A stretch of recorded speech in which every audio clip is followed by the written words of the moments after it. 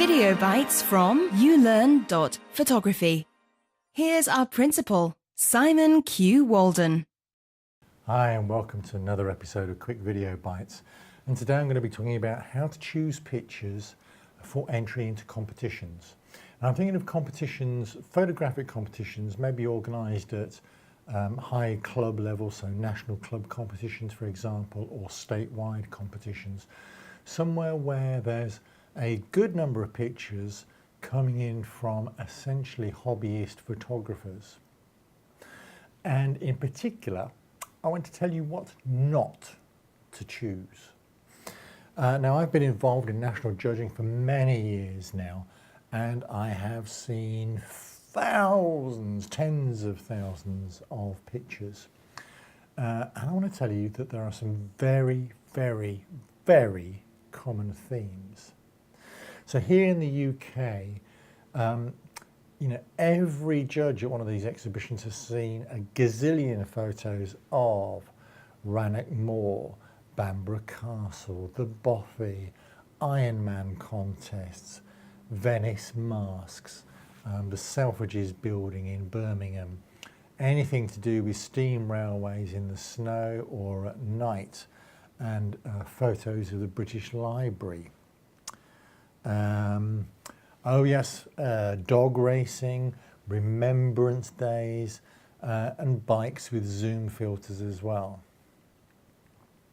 So if you really want to submit a picture on that theme, please try and say something new. And if nothing else, don't put your tripod in the previous photographer's spot. Trust me, there are some subjects where we know exactly where you've taken that photograph from because we've seen it so often. Now, then let's talk about creative effects. Fundamentally, if you're going to use a push button filter on Photoshop, don't think that makes an image creative. We're all old hands. We all know exactly which filter you've used, and it's not creative, it's not new, and it's not clever. And sort of related to that is spot colour on monochrome images. Again, that's very, very old-fashioned. Don't want to see any of those. And also, we really don't want to see any bad cut and paste montage and layering where the montaging is really obvious and just badly done. And again, we've seen so many of those, and we're also very sensitive to it as judges.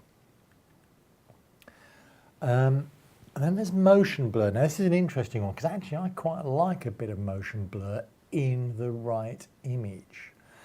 But I can tell you that many judges don't like motion blur regardless. They always think a picture should be pin sharp. And the odds are, if it's a picture with motion blur, it's not going to get accepted. And so I would say don't bother. Wide angle shots. Okay, I've got a personal thing about too many shots are spoiled by shooting with too wide an angle.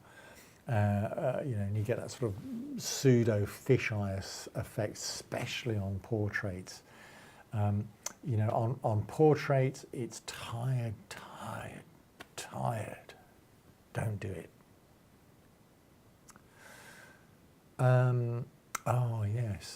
The grab shots of foreigners, preferably kids with dirty faces. All right, just because you've had a terrific holiday and just because they are foreign and all of that, it's not an excuse for a poor grab shot of some poor native person. If you're going to make that shot, genuinely make it. Don't just take it. But again, we do see an awful lot of them, and you need something that's really going to stand out. Now, excuse me, I'm just going to read a list now.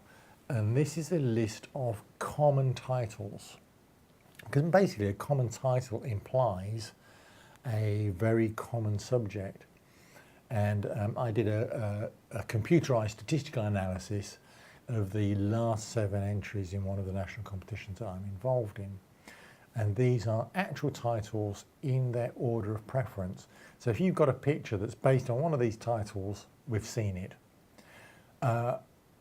Watching, concentration, abandoned, memories, bluebell wood, sisters, robin, that's robin on a bird as is, walking the dog, waiting, misty mornings, lady in red, for goodness sake, you know, we're not in the 1970s, solitude, reflections, contemplation. You know, if you want to put that title on your image, it says a lot about your image.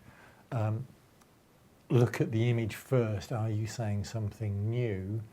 If you have got a lady in red and is saying something new and contemporary, then for God's sake, don't call it lady in red, call it something else.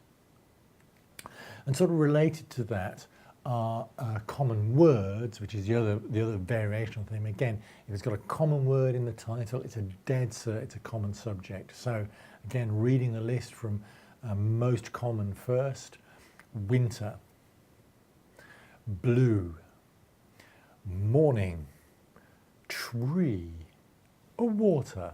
You know, you can kind of get the sense of where this is going already, can't you? Storm, autumn, mist, beach, grey, sunset. I mean, we all love a good sunset picture, but it's tough to say something new about sunsets. Time, street, and waiting again. Seems to be a lot of waiting going on. Maybe that's us as photographers.